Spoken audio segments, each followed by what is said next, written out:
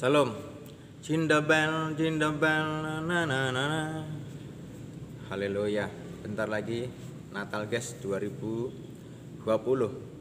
Saya mau nyampaikan tentang khotbah Natal. Natal berarti Yesus adalah segalanya. Itu temanya.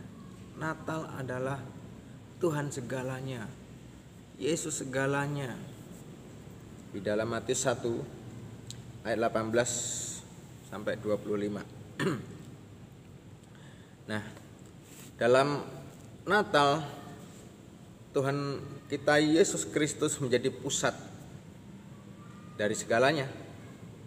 Bukan Maria, bukan juga Yusuf, bukan juga malaikat, bukan juga orang Majus, bukan juga para gembala, bukan juga kawanan domba yang digembalakan, tetapi Allah yang harus menjadi pusat, juru selamat yang harus menjadi pusat, juru damai yang harus menjadi pusat.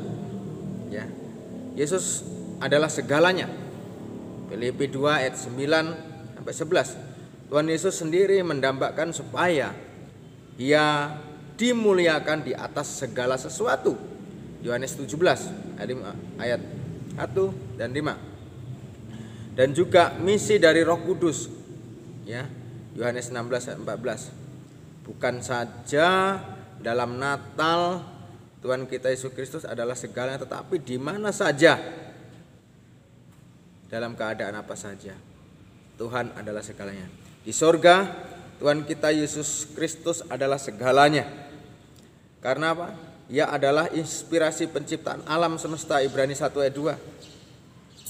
Karena Ia adalah yang awal, yang akhir, yang kudus, yang maha kuasa, Wahyu 4 ayat 8. Karena Ia adalah pusat penyembahan segala makhluk surgawi, Wahyu 4 ayat 9. Tadi di surga. Kalau di bumi, ya di bumi Tuhan kita Yesus Kristus adalah segalanya.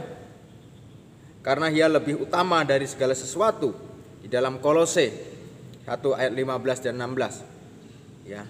Karena tanpa Yesus, tanpa Tuhan, ya tidak ada segala sesuatu, Yohanes 1 ayat 2. Karena Ia berasal dari sorga, bukan dari dunia. Ya. Yohanes 3 ayat 31. Suatu saat nanti semua orang di bumi akan menyembahnya. Filipi 2 ayat 11. Ya. Di dalam gereja Tuhan kita Yesus Kristus adalah segalanya. Karena Ialah yang mendirikan gereja di dunia ini, Matius 16 ayat 18. Karena Ia adalah kepala, ya, kepala gereja, Kolose 1 ayat 18. Tuhan Yesus harus lebih utama dari segala sesuatu yang ada di gereja. Ya. Ia harus lebih utama dari tata cara liturgi. Ia harus lebih utama dari sakramen gereja. Dia harus lebih utama daripada pemimpin gereja. Ia harus lebih utama dari penyumbang gereja, donatur. Dia harus lebih utama dari gedung gereja yang mewah, yang megah. Yesus harus lebih utama.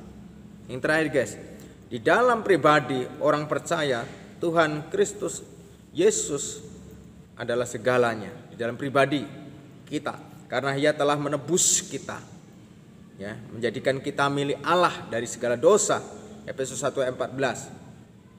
Karena Tuhan Yesus Kristus adalah tujuan hidup kita, bukan kekayaan, bukan pekerjaan, bukan pendidikan, tapi Yesus Kristus adalah tujuan hidup, Tuhan tujuan hidup.